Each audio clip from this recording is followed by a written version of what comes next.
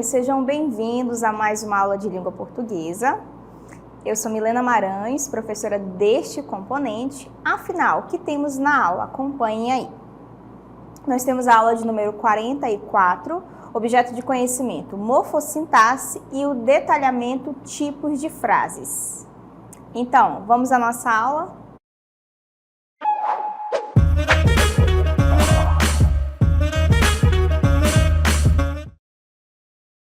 Então, vamos conhecer os primeiros conceitos fundamentais de frase e de oração. Vamos entender a diferença entre esses dois elementos. Vamos lá? Então, para construir uma frase, é preciso organizar as palavras selecionadas seguindo determinadas regras, de modo que o que estamos dizendo ou escrevendo tenha sentido. Vocês entenderam isso? Ou seja, para que você construa um enunciado, é necessário que você organize as palavras, selecionando essas palavras de acordo com a sua intenção, para que você consiga transmitir a sua ideia, o seu pensamento. Só que você tem que seguir determinadas regras para que a sua frase, a sua oração, constitua uma sentença compreensível. Vamos seguir. O que nós chamamos de frase é o quê? Bem, precisamos entender primeiro a diferença entre frase e oração. A frase, então, é aquele enunciado linguístico, aquilo que eu digo e que tem sentido completo. Não é necessariamente obrigatório ter o verbo, porém tem de ter sentido completo. Exemplo: Alice cai na toca de um coelho. Aí eu tenho uma frase verbal que eu chamo de oração, porque a oração se caracteriza pela presença do verbo, e neste texto eu tenho o verbo cair. Alice cai na toca de um coelho, e o verbo assinala então aqui que eu tenho uma oração, uma frase verbal.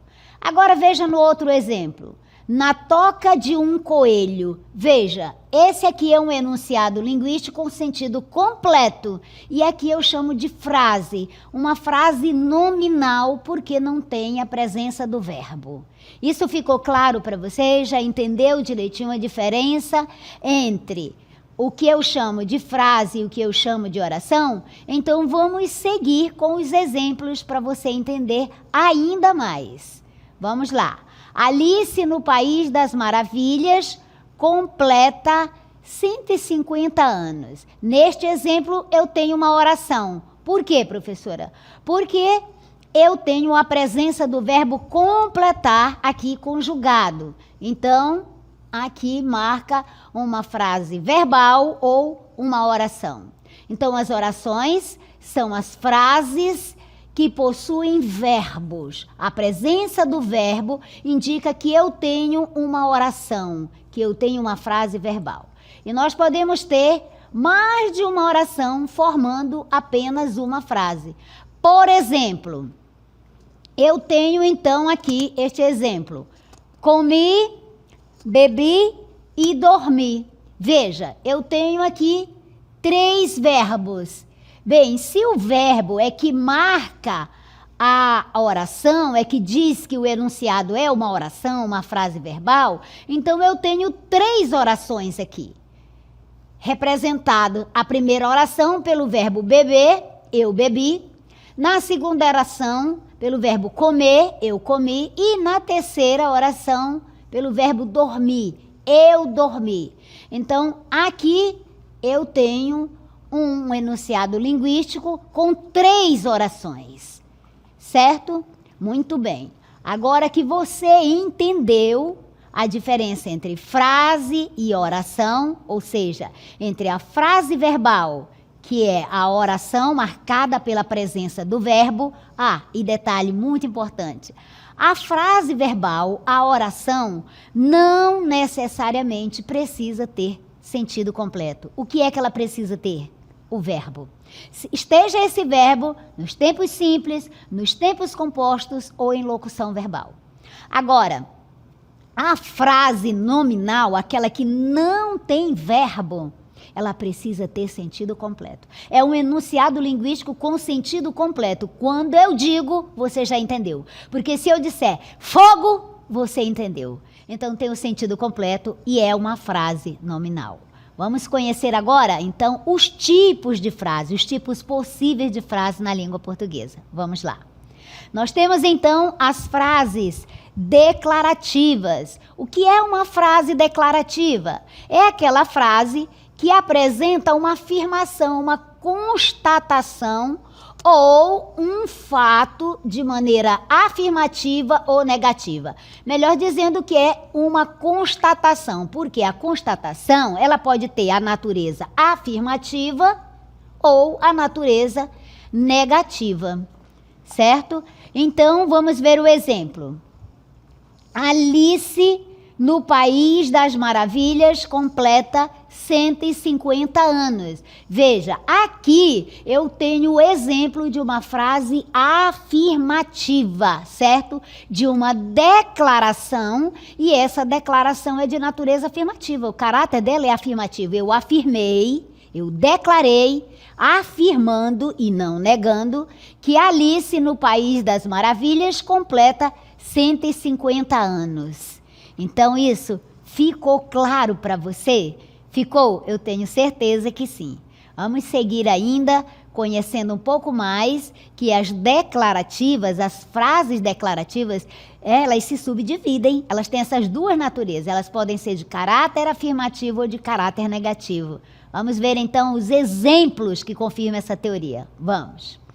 Nas declarativas afirmativas, o que é que eu tenho? Eu tenho uma constatação, certo?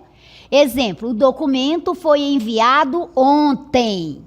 Então, veja, o documento foi enviado ontem, é uma declaração. Alguém está declarando que determinado documento foi enviado ontem. Está afirmando, está declarando. Segundo exemplo, gosto de comida apimentada. Alguém está aqui declarando, afirmando que gosta de comida apimentada. Terceiro exemplo, as matrículas começam hoje. Note o sentido, é uma declaração, uma constatação afirmativa, certo? E você notou a presença aqui? A presença de verbos, certo? Então, aqui, além da frase ser declarativa, ela é uma oração, né? Uma frase verbal. Muito bem. Nos segundos exemplos, nos outros exemplos, nós temos as declarativas negativas, as constatações, as afirmações, só que no sentido negativo. O documento não foi enviado ontem. É o mesmo raciocínio. Alguém está declarando, mas de forma negativa, que o documento não foi enviado ontem. Note que a presença da expressão não, da palavra não, que é um advérbio negativo, muda completamente o sentido da frase, certo? Se eu retirar este não, a frase declarativa passa a ser positiva, certo? Passa a ser afirmativa. Quando eu acrescento não, mudou o sentido, é outra realidade. Veja como a palavra descreve a realidade e é a própria realidade. Outro exemplo, não gosto de comida apimentada. Observou aqui a presença do advérbio negativo não, mudou completamente o sentido da frase. Uma coisa é gostar de comida apimentada, como neste exemplo das declarativas afirmativas. E outra bem diferente, com outro sentido, é o exemplo de declarativa negativa. Não gosto de comida apimentada. No outro exemplo, as matrículas não começam hoje. Mesmo raciocínio. Alguém está declarando que algo, né, não vai começar hoje. Ou seja, as matrículas não começam hoje. Então, a natureza dessa declaração é negativa. Muito bem, você entendeu então o sentido das frases declarativas e que elas podem ser afirmativas e negativas. Seguindo então, vamos compreender agora as frases exclamativas. A diferença, vamos perceber então quais são essas diferenças? Veja, na frase exclamativa, você tem um enunciado linguístico que vai exprimir uma reação emocional do falante, do emissor desse enunciado, dessa mensagem. Só que ele emite essa mensagem de modo enfático, de modo expressivo. Exemplo, Alice no País das Maravilhas é uma obra incrível. Muito bem, você notou aí um estado emocional, uma reação emocional. Então, aí, quando se fala, você percebe nitidamente que a frase é exclamativa. Por quê? Denota logo a reação emocional. O falante se expressa de modo enfático, ele dá ênfase, ele mostra emoção ao falar. E na escrita? Na escrita, eu vou entender que se trata de uma frase exclamativa porque ela vai ser marcada pelo ponto de exclamação, como nos nossos exemplos aqui. Olha, puxa, que sorvete gostoso! Até que enfim. Então, você veja que o falante, na fala, você reconhece que é uma exclamativa, uma frase exclamativa, porque expressa a emoção, está no ato do falante, né? Ele mostra o seu estado emocional, de alegria, de tristeza, de surpresa, enfim.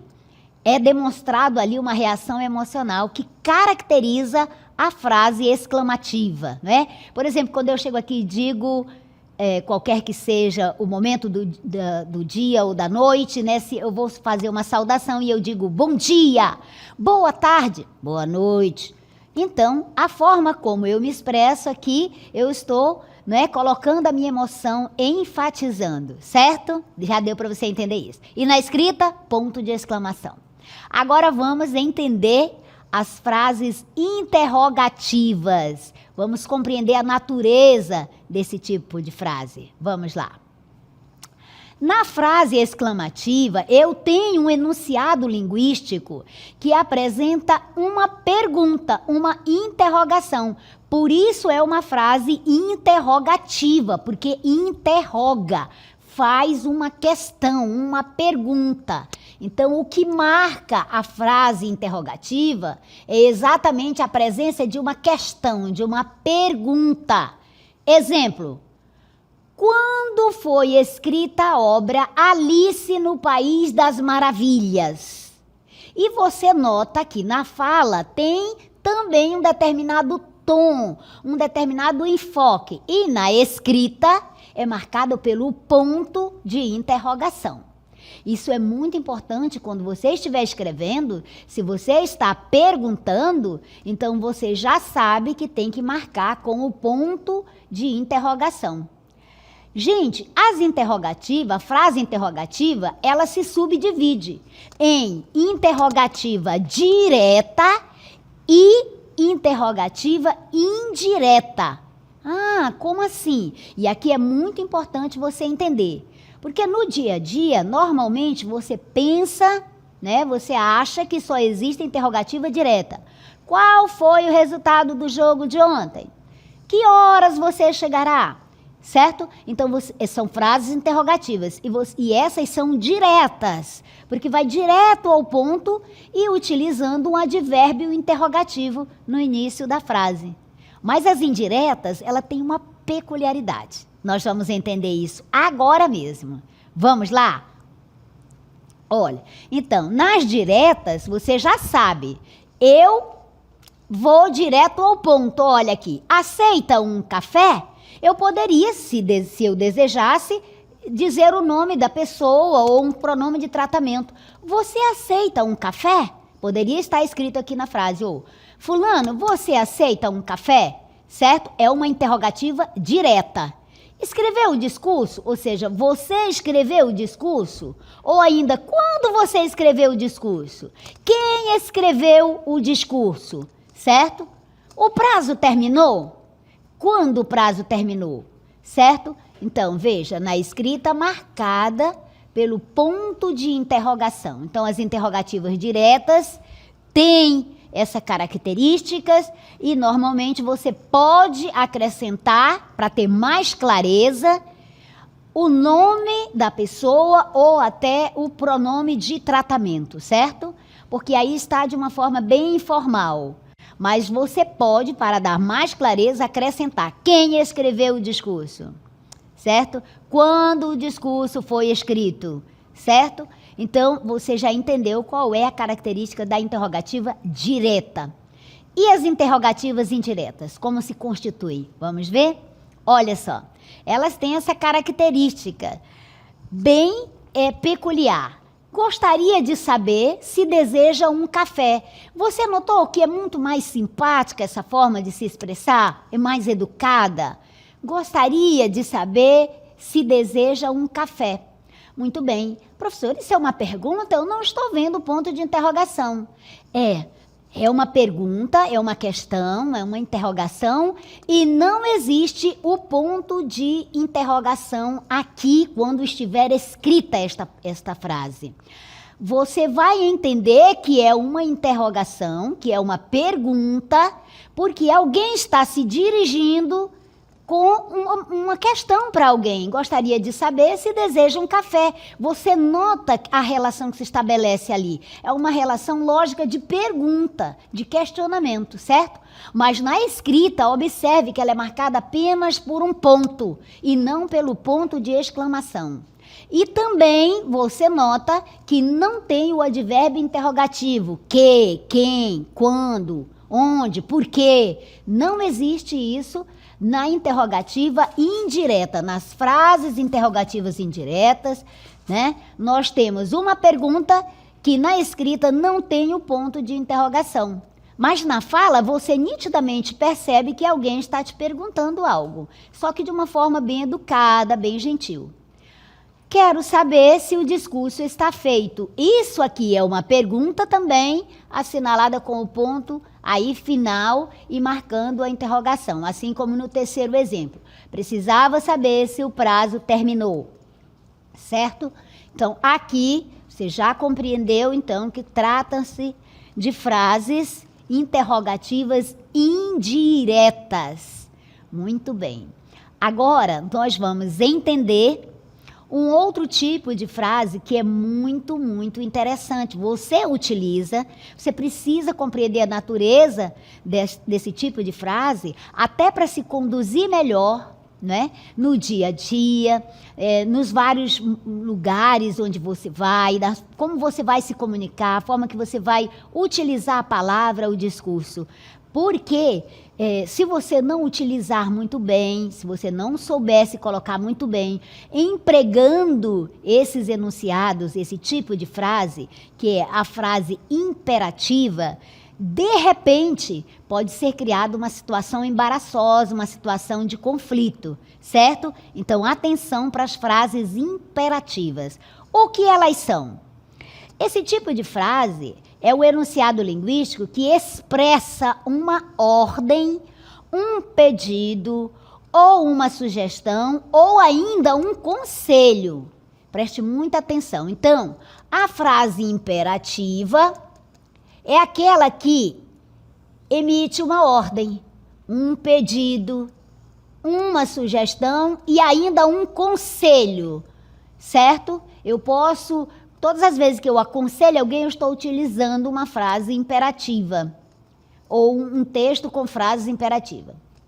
Isso acontece por intermédio de um verbo e esse verbo ele estará no modo imperativo, certo?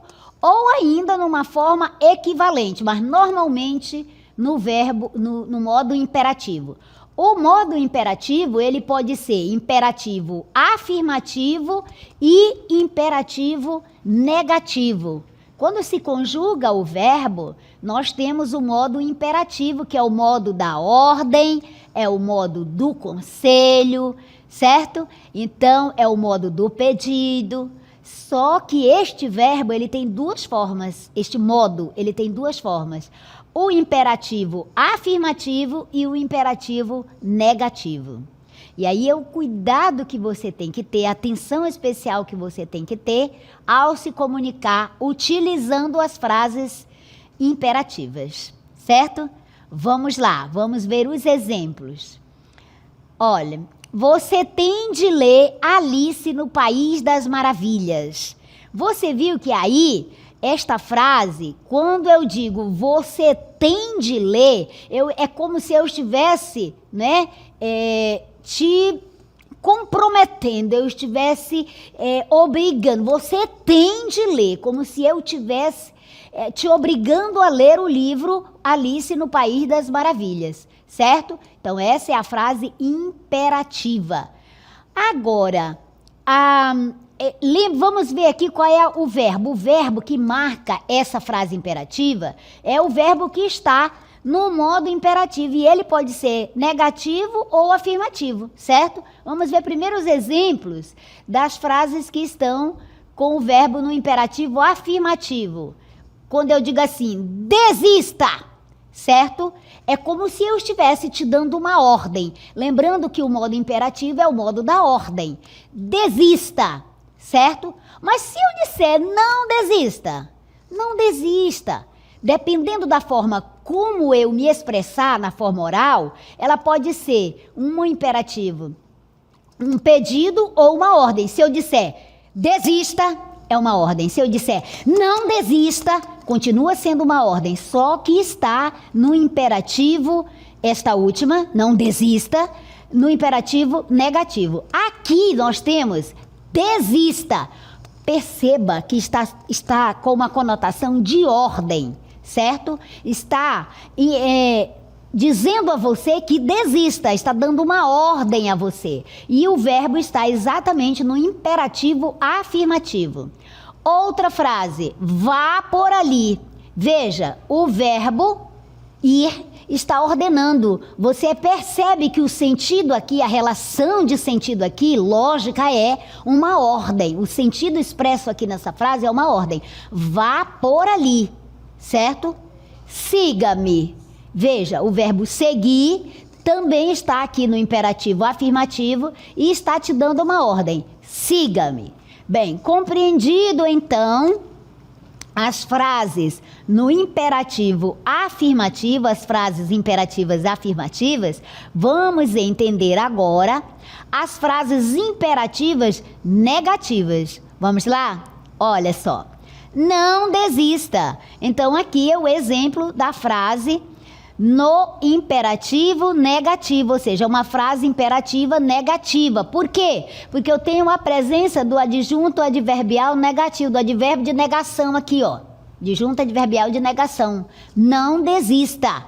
E já trocou, já mudou completamente o sentido. Não vá por ali. Todas elas expressam o sentido negativo e continuam sendo imperativas. Por quê? Porque você percebe a ordem. Não me siga. Agora, dependendo do tom, também poderia ser um conselho. Na oralidade, né? Poderia ser um conselho, um pedido. Não desista. Não vá por ali. Certo? Na oralidade, dependendo da tonalidade, do tom, de como é construída, emitido essa frase, você pode ter uma outra interpretação, certo? Não deixa de ser imperativo negativo. É negativa porque eu tenho a presença do advérbio de negação. Mas ela se torna, né, já não uma ordem, mas um pedido ou um conselho, certo? Vamos ver outros exemplos.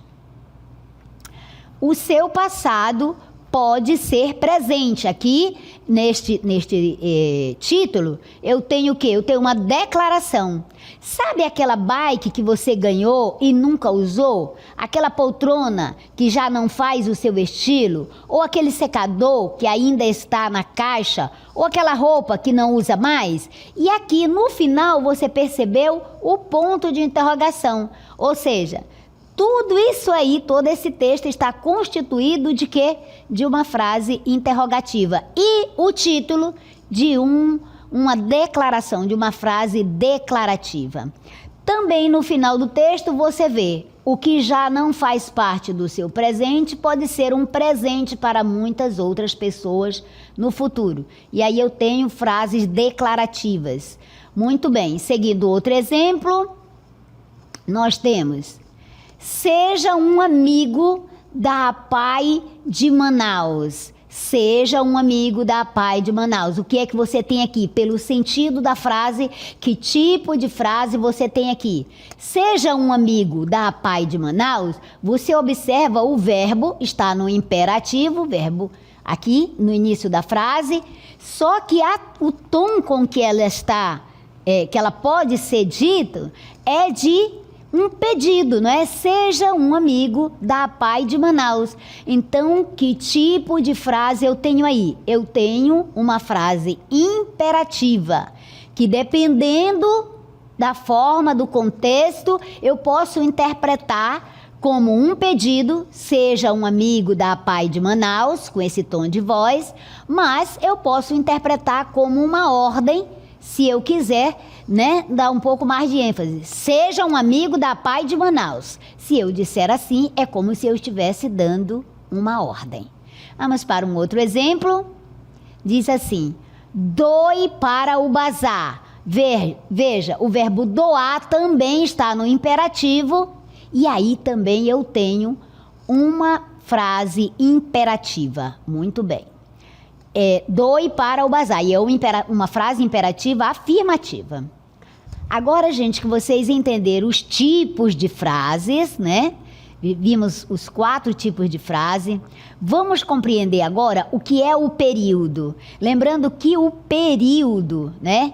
Ele pode ser período simples e período composto.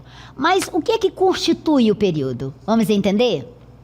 O período é constituído, né, por frases. Então, o período é aquele que é toda frase que é formada por uma ou mais orações e é chamado também de período. Ou seja, o período, ele é constituído por frases, certo? E normalmente essas frases são frases verbais, são orações.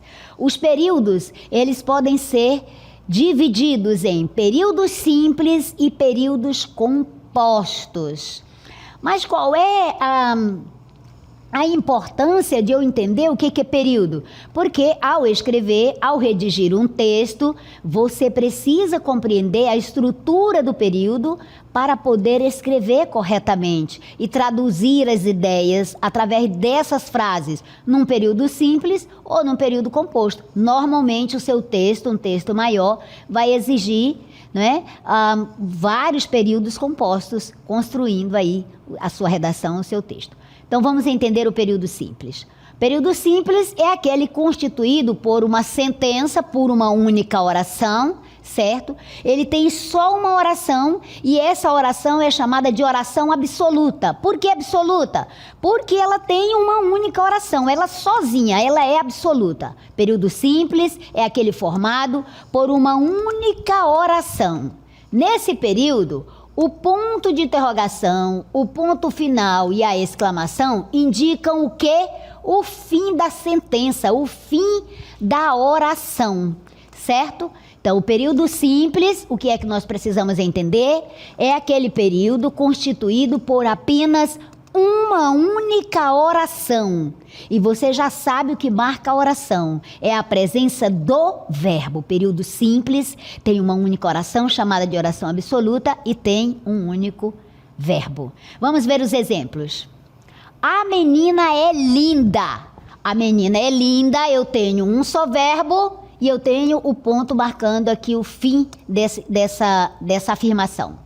Mário comprou um carro. Então, Mário comprou um carro, eu tenho um só verbo, portanto, eu tenho um período simples. Os dias de outono são mais curtos, um só verbo, uma só oração, chamada de absoluta, período simples. Acorda, dona Edinalva. Então, veja o verbo acordar aqui, marcando uma única oração, portanto, um período simples. Ele abre a boca, mesmo raciocínio, um só verbo, uma só oração, período simples. Viajarei sempre nas suas férias em agosto, um só verbo, marcando uma única oração e, portanto, oração absoluta, período simples. E o período composto? Se o período simples tem uma única oração, como é o período composto? Aquele que possui 2 ou mais orações. Até 4, 5, 6, 7, quantas forem possíveis. Mas não tantas, porque senão vai ficar confuso o período, o raciocínio vai ficar confuso. Porém, a vírgula ou ponto e vírgula indicam que o período não foi encerrado. Vamos ver os exemplos? Você já sabe que o período composto é marcado por 2 ou mais orações, certo? Levantou e começou a gritar. Aqui eu tenho levantou, começou, gritar. Se eu tenho 3 verbos, eu tenho 3 orações. Aqui eu tenho 2, o rapaz acorda e senta. Então eu tenho 2 orações. Assaltou, correu para o carro. Tenho 2 verbos, 2 orações. Adoro ler, ir ao cinema e ouvir música. Veja, aqui então eu tenho 3 orações, porque eu tenho 3 verbos, certo? Aqui eu tenho uma locução verbal, muito bem? Então você já entendeu a lógica do período simples e do período composto, certo? Período simples, constituído por uma única frase verbal, uma única oração, e ela é chamada de oração absoluta. O período composto é aquele constituído por 2 ou mais orações, lembrando que o que marca a oração é a presença do verbo. Quantos verbos eu tiver, tantas serão as orações que eu terei, certo? Muito bem. Finalizamos aqui a nossa aula, espero que você tenha gostado, mas, sobretudo, aprendido. Até a próxima.